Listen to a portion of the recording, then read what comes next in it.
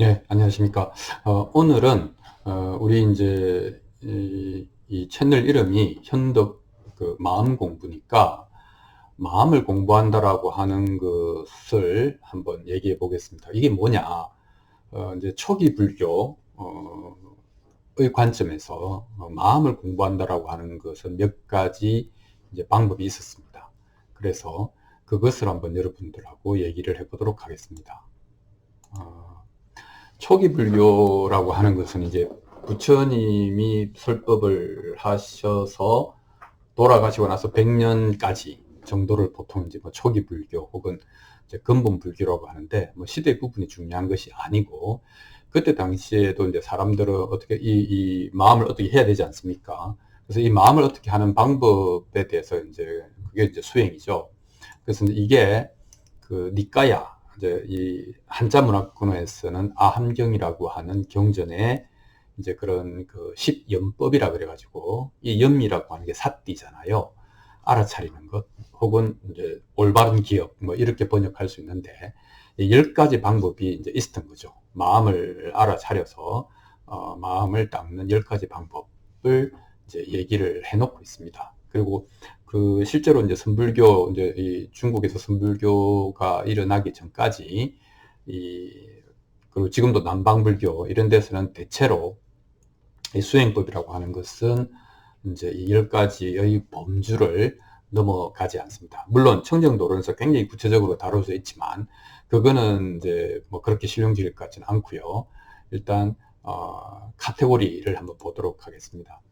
이제 우리가 공부한다는 얘기는 뭐냐면, 끊임없이 이제 실전 모의고사를 치는 것과 같죠.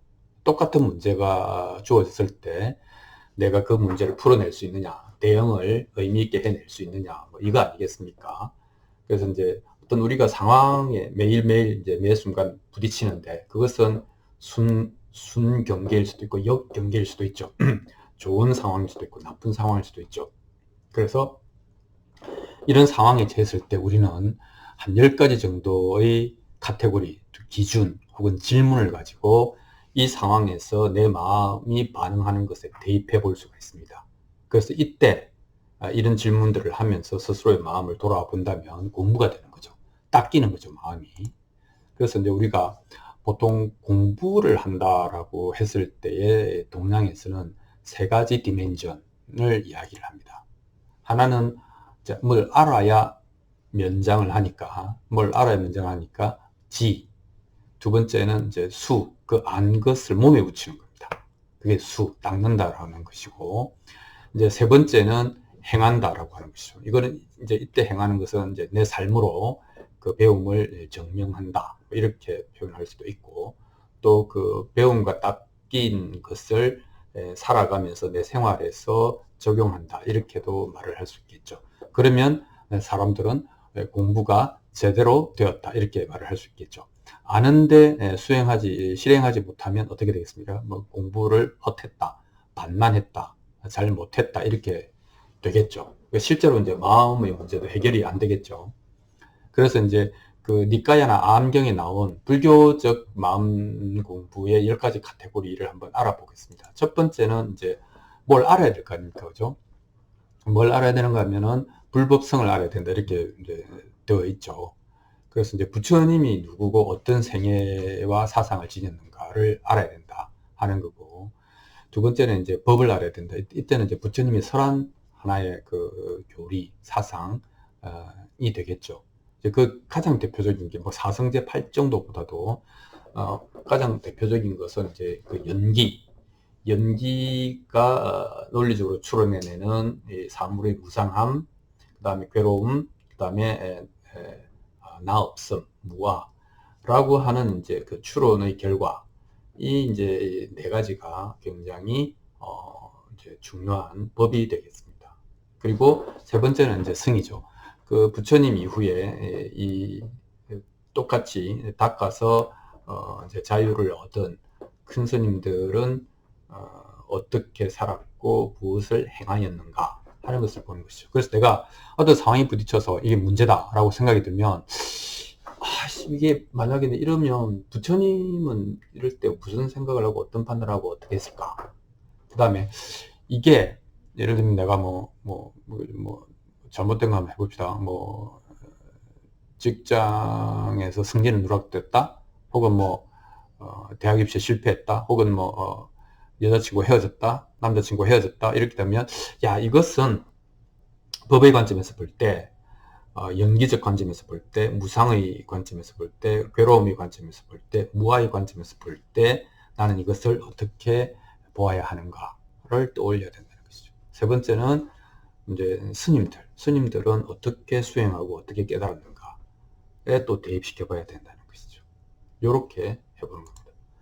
또 이제 그때 당시에 수행이라고 하는 것은, 요즘은 무슨 요가부터 시작해서 명상 여러 가지 이제 호흡 수행법이 있는데, 그때 당시에 뭔가 닦는다라고 했을 때는 크게 세 가지였습니다. 하나는 잘 알다시피 지금도 아주 강력한데요, 호흡이죠. 호흡. 그럼 안나반나라고 해서 들숨과 날숨을 정확하게는 알아차리는 겁니다. 이것도 다 염법이니까 이 염자는 알아차린다는 것이거든요. 그래서 길면 길다고, 짧다면 짧다고, 차가우면 차갑다고, 따뜻하면 따뜻하다고, 거치면 거칠다고, 미세하면 미세하다고 느끼는, 알아차리는 것이죠. 그래서 호흡만 관찰해도 내가 마음이 지금 어떤 상태인지 알 수가 있는 것이죠. 그래서 또 딱 마음에 문제가 생기면 내 호흡을 관하라, 이렇게 되는 것이죠. 그리고 이제 이 염신이라고 하는 것은 몸을 관하라, 몸을 잘 보라는 것이잖아요. 이 몸은 사실은 여러 가지 이 물질로 구성되어 있지만 거의 깨끗하지는 않지 않습니까? 끊임없이 뭔가가 만들어져 나오고 배설되어야 되고, 그래서 몸이 깨끗하지 않다. 그 다음에 이제 백골관, 결국에는 이제 몸이 죽어서 살이 흩어지면 뼈만 남을 때 백골관이라고 하는 것은 백골이 된 모습을 직접 시체 같은 것을 보고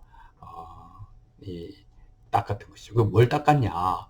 이제 몸을 보고 닦는 것은, 이제 이 사람들은 그러므로 몸이나 이런 것들은 아름답지 않다, 그러니까 추구할 만한 것이 아니다 라고 하는 것에 대해서 이제 아주 진절이 나게 보는 것이죠.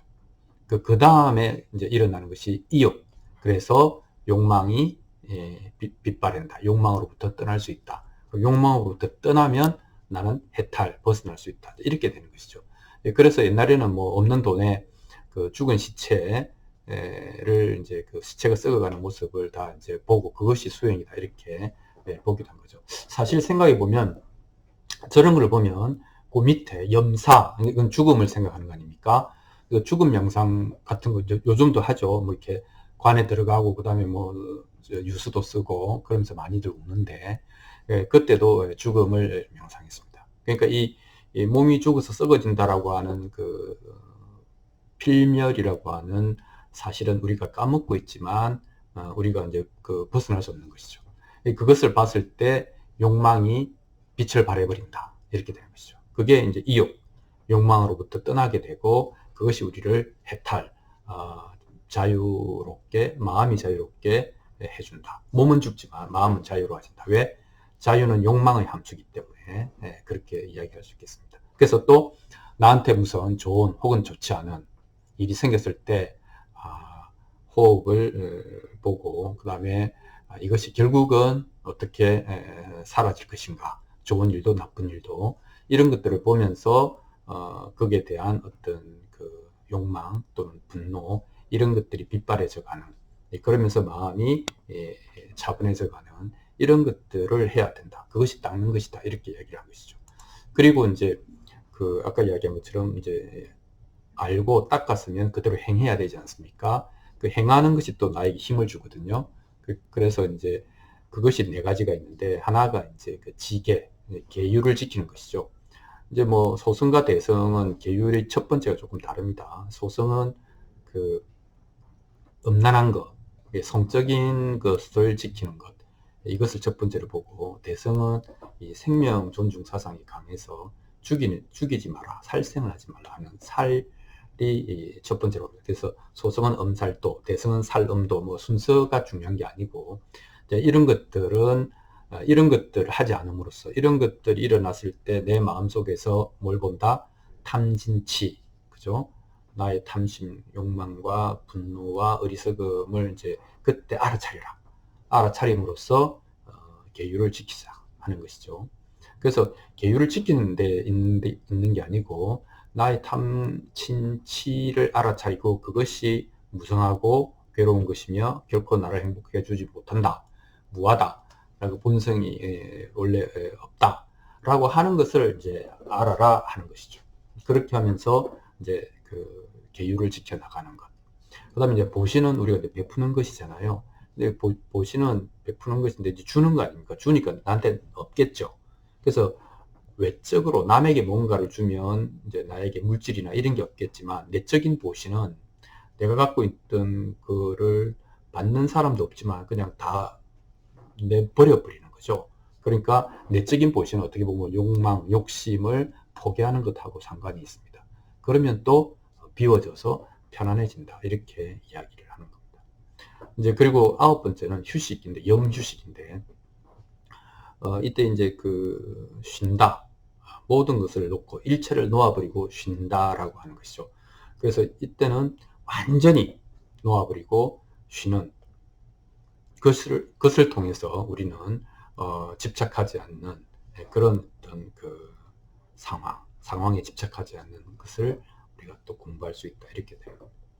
그리고 이제 그 염천이라고 해서 이 천은 하늘이거든요. 하늘을 생각하라. 즉 뭡니까? 천당, 천국, 죽어서 그렇게 되기 위해서 그쪽으로 가기 위해서 적선, 착한 일을 많이 해라. 즉 남을 돕고 선행을 하고 남에게 친절하고 뭐 이런 거 아니겠습니까?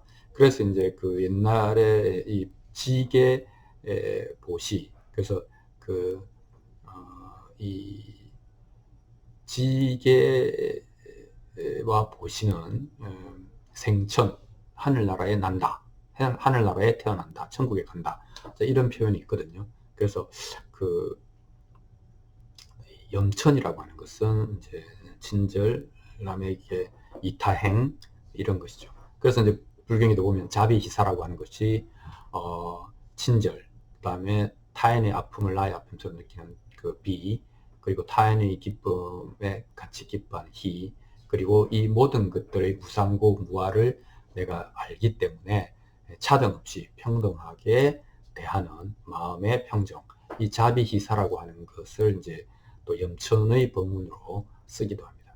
이것도 마찬가지죠. 우리가 좋은 일을 만나거나 나쁜 일을 만났을 때 이것이 나의 탐진치와 어떻게 되는가, 그리고 놓아버리라던데, 일체를 놓고 쉬라던데, 그 다음에 이것이 내가 타인에게 친절한가, 그죠?